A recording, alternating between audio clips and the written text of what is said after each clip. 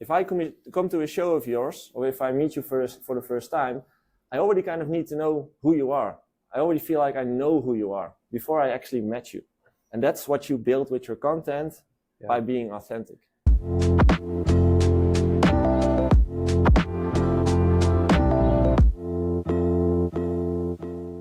What stood out to you at ADE so far? Was there anything that you noticed is different?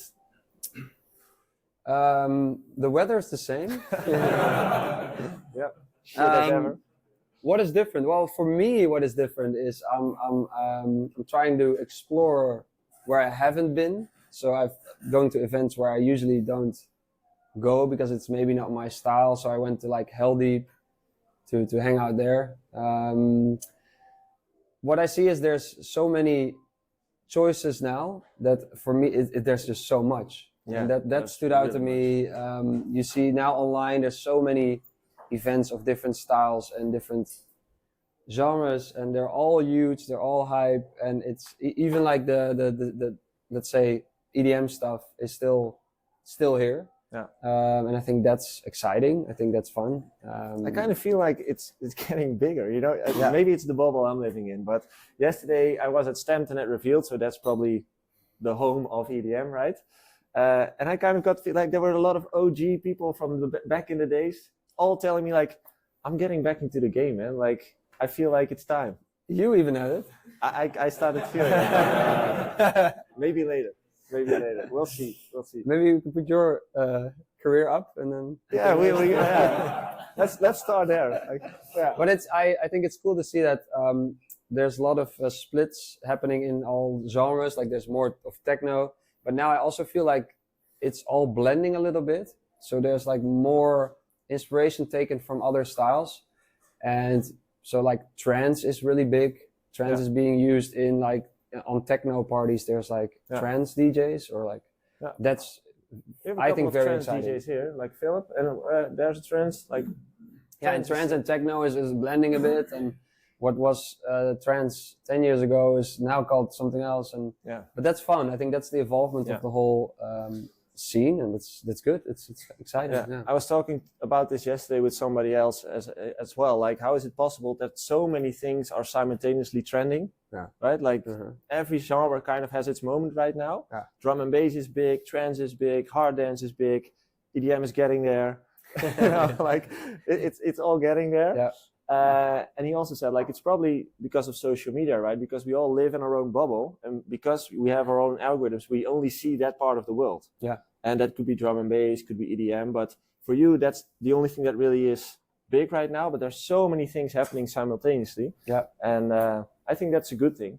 That helps, as in you can get big pretty quickly in like a niche audience, but still be very big and make money from it and being able to live from it. So. Yeah, and music-wise, just getting ideas, and you see like a house DJ do something, and you're like, hey, that's a cool idea for a lead sound even, or like a venue or a setup of a party. Like now a lot of parties have the people behind the booth. That was never a thing. Like the boiler room vibe. Yeah, the boiler room vibe. That was never a thing. Yeah. Only in like more underground stuff. But now that's like commercial parties are doing it. Yeah. And it's that kind of stuff is exciting to it's becoming a big blend, I think. So by the way, I forgot one thing to mention. Ralph is not here, as you noticed. We're missing one person. For those who've listened to the podcast last Wednesday as well, Ralph is dealing with some private circumstances, so he wasn't able to make it, unfortunately. But hopefully next time he will. So that's why he's not here. Congrats on the release. Thanks. Of Melodic Rave. Yeah. How does it feel? Exciting. The rebirth. The rebirth of Jay Hardway. 2.0. So if you don't know, I released an EP, Melodic Rave, with 4 tracks. It's out today, so if you have time later, please check it out. And it's like I kind of reinvented myself and my whole sound, which I've kind of been struggling with for the last years, basically. Also a little bit before COVID. And I feel like I kind of was maybe a bit comfortable in releasing everything. Like, oh, I like this, so I release it. Mm. Not really having a plan with that, or like, hey, but what am I going to actually play in my DJ sets? And this sound is going to reflect because I'm saying is going to, because this is the start. So manifesting. Like, yeah, manifesting, but also like it's the start. So now it's an EP, and now I want to keep releasing so that people get an actual great picture of, oh, this is what it's about. Yeah.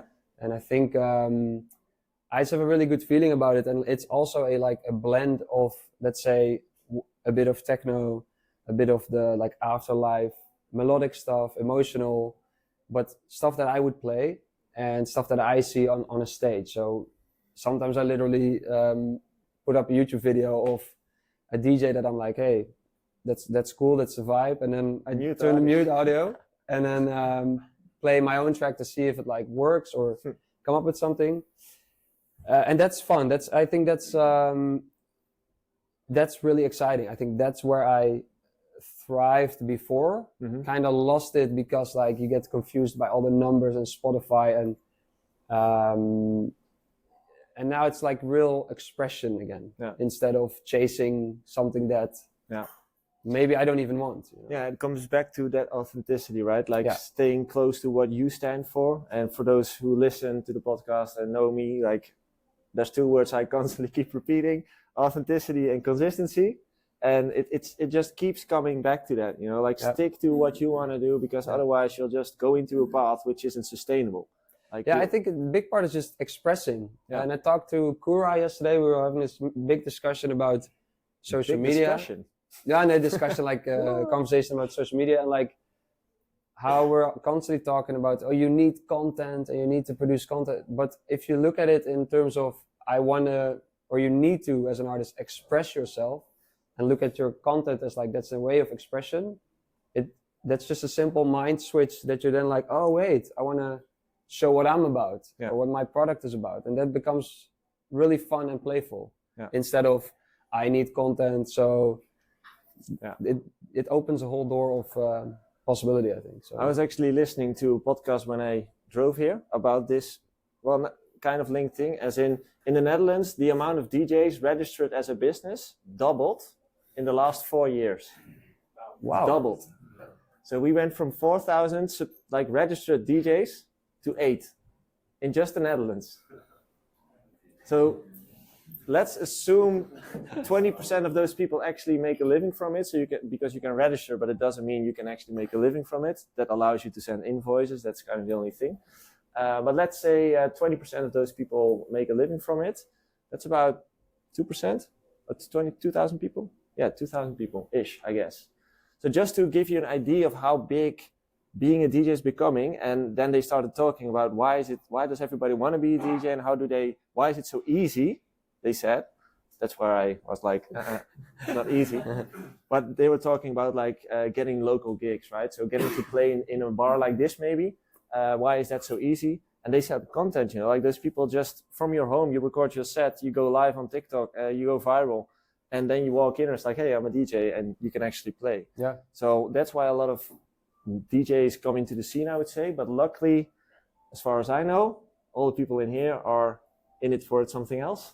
As in, we want to go much further than that. And that's why we're all here. And as soon as you make that decision, it becomes much more complicated. As in, the authenticity becomes a big part of it. Sticking close to what you do and what you want, but also the consistency part of things. So yesterday I was also talking to Mero and Arcando. You probably know Mero and Arcando. Young people, for me, who are doing very well right now. And they started talking about consistency themselves. Like how important it is to stick to one sound and create an expectation with your fans so that they know like, hey, I'm a drum and bass artist, so the next track will be drum and bass, and the one after that, and the one after that. So that people know that if I come to your show, I know that I'm going to expect drum and bass. And not like a hard dance song or something. Like the consistency in sound is so important. The consistency in being yourself is so important. Just a simple example, but hopefully most of you might have met us for the first time today in real life. Hopefully you got what you expected, right? If you watch the podcast or watch some clips on socials, this is what you see, this is what you get. I hope that kind of matches. If that's not the case, please let me know.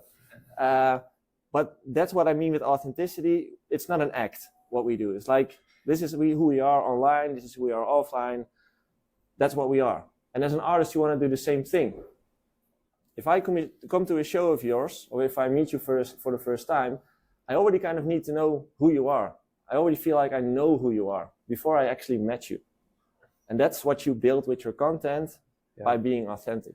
Yeah, you want to enhance your qualities. So you got to find your qualities and what makes you you, and enhance that. And the way is like good comedians. It's a good example of like they're usually in real life funny guys or girls, and they enhance that. So they work on that. But if you're not funny at all as a person and you try to become a comedian, you might succeed, but it's going to be very difficult.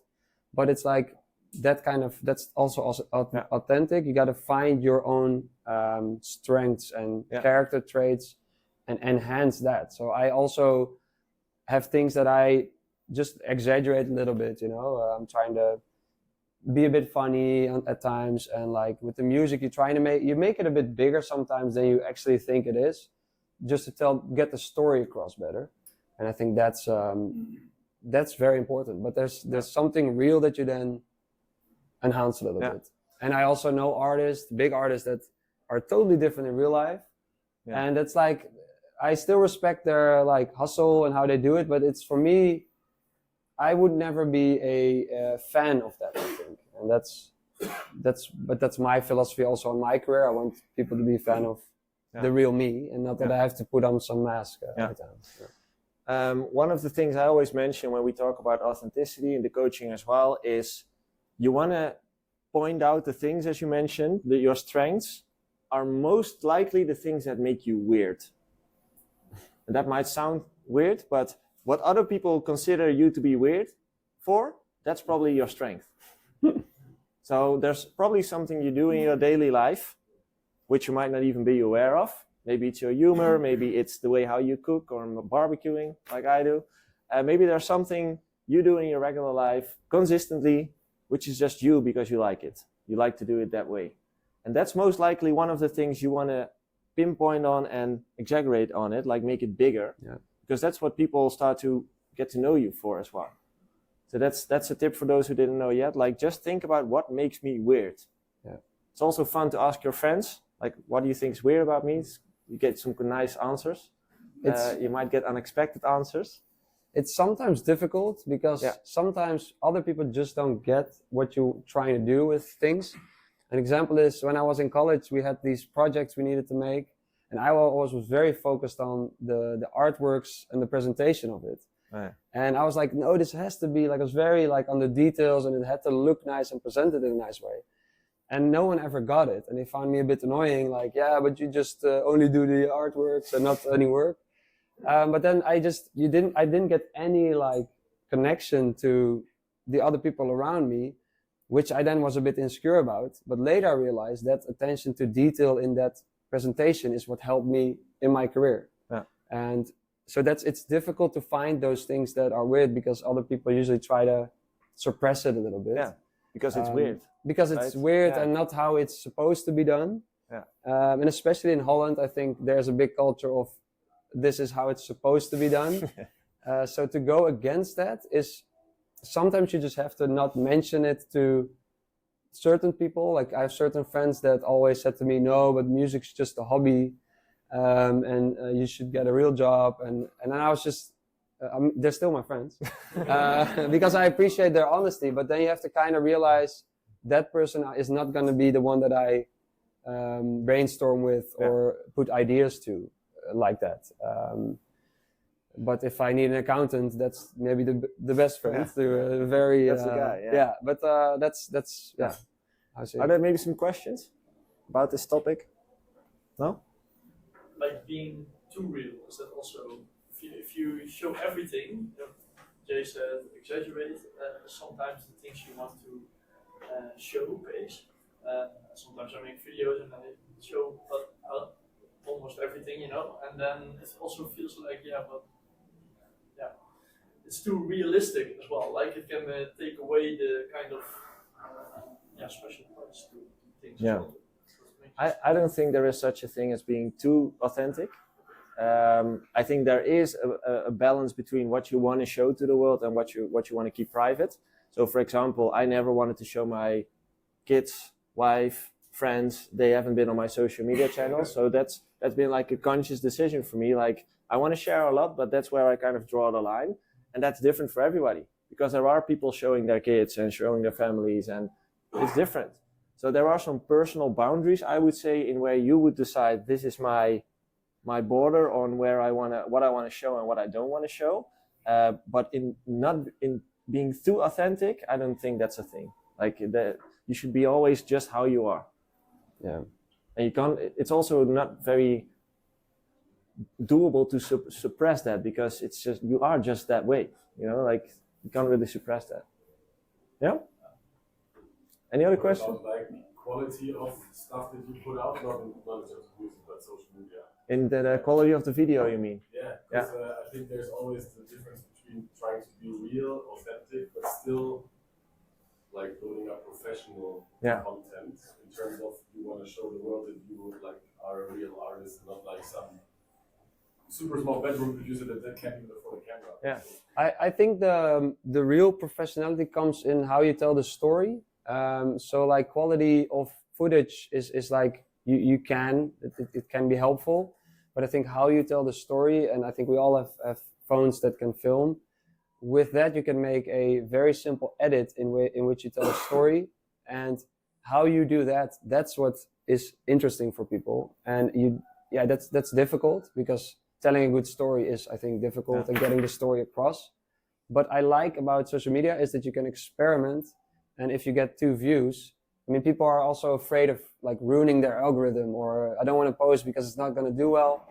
I don't care about that. I want to post what I want to post, and then if it doesn't do well, people forget about it the next day. And that's how you can experiment with actually with a crowd, which is amazing. And I think now with music even, you can easily get your stuff on Spotify, which is 10 years ago was unheard of that you could do it yourself. Yeah.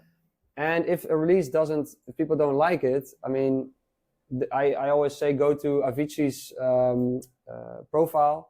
With all respect to Avicii, of course, but there's tracks in there that I think, that doesn't sound good. There's a lot of tracks, and some of them are like, I think bad is of course taste. But imagine he has so many songs that you only care about. So the other songs is like, who cares? Doesn't exist to you. Yeah. So I just think like the other thing that is a bit frustrating is that while we're talking about all the cool things that are happening, at the same time there's this cringe vibes, TikTok, trying to achieve anything just to like gain audience. And some of the people seem to like be very successful with it, and then you think like, why? I can't see it. It's so inauthentic. There's DJs that like buy fans and stand behind them and everything. Yeah. And but you always like try to differentiate between really staying authentic, but also like trying to not lose like your way, because it could help to also do videos like that just to gain more. You can use the techniques, as in there are certain techniques, right? Like a hook on the start of the video that helps to get people's attention, right? But you can do that in an authentic way, right? You shouldn't copy one that is getting used by everybody else. The problem with all the people that are copying like the success formulas and make it unauthentic is the numbers might be high, but the biggest problem right now that I see with artists is the numbers on socials are here, Spotify numbers are here, gigs, there's no gigs. Why? It's an empty shell. There's no brand, there's no community, there's no value there. And that's what promoters notice. You know, like there's like, it looks great from the outside, but from the inside there's nothing. And they'd rather have an artist who actually built their career from the ground up, where they see like, hey, this guy or girl has put the energy in it, the time in it. It gradually grew over the time, and now he's kind of there, right? He's ready for the thing. So it might look for most of the artists where you think it's doing well, it might look great, but if you look at the calendars, and even if they have gigs, it's most likely free. So that's also one of those few things that you should ask yourself questions about, like, what am I seeing, and is this actually true? As in, there's a big difference between those two things right now. Yeah, and also with cringe things, it's like a lot of things are very cringe and look cringe, but until it's popular. and then it's like, oh, that's cool. And the funny thing is, sometimes you stumble upon a video, and you're like, it's so cringy, and then it has 2 likes, and you're like, yeah, that is a cringy video. And sometimes you stumble upon a video, and you're like, that's very cringy. Oh, it has 1,000 likes. It's funny or something. Like, it's like that is just how the world works a bit. So that cringe thing, you have to kind of get over. And yeah, that, like, I also feel you, like, if you say some people do whatever is necessary, buying all the fake followers and stuff, but that in the long run, that's not going to be sustainable at all. And I think that's the scene at the industry is really getting to that point now where there's more room for quality sets for DJs, let's say, and quality performance, instead of like, oh, you have a lot of TikTok followers. And I feel that switch is starting to happen now. I think that's related to the big growth of the amount of DJs that are getting to the market. It kind of dilutes the quality, you would say. Yeah. So quality stands out more. I think by now it's even more important to focus on the quality than it used to be. Because now there's so much more competition, and it actually takes effort to build something valuable, right? It's not being done overnight. I really hope that it goes in the direction of Jay said, because we also see a lot of parties where it's exactly still the other way around. Yeah. There's DJs that go to the party because they're famous for whatever and just decided to become a DJ, and what they like deliver is absolute crap, but still they get bookings. But that's also always. There was apparently a party where there was like a duo trying to upload like a pre-recorded set on the CDJ. And we were like, why did they get a gig at ADE? That's apparently big. Connected. They're probably connected. Maybe they paid. That's what happened as well. Sometimes but I think that helps. Yeah, that's also a thing about life. That's always going to happen. And you really need to, in like the best way, get over that. Because I was like, when I was younger, I played football, and then there was this guy in our team, and his dad was the coach. So he was always in the best position, but he was maybe the worst of our team. And that's coming from me. He was worse than me. But he always got the top spot, and you get frustrated. But then later in life, you realize that kind of stuff is going to happen on any level. And you kind of need to, it's unfair, for sure. And sometimes you're like, I deserve that spot. But I think once you get confident in what you're doing, even if you're not successful yet, that's like me with my new sound. I don't have that like, oh, I should be there right now. I really feel like once that disappears, that kind of envy, I'd say, you know, you're on a good path with your own development. Because you trust the processes, and you feel like maybe not now, but it will come. Yeah. You know, it will come. Yeah. And that self-confidence really helps in that. And like also like if it doesn't come, you still gave it your all, and kind of like, then so be it or something. Exactly. That kind of feeling is freeing. Okay. I guess some of you might be hungry, some of you might not. Anyway, we're getting lunch, so you do you. There's food outside. I would say grab a plate of whatever you want, come back, and then we'll get the career audit started, and we'll start burning some people. Yeah.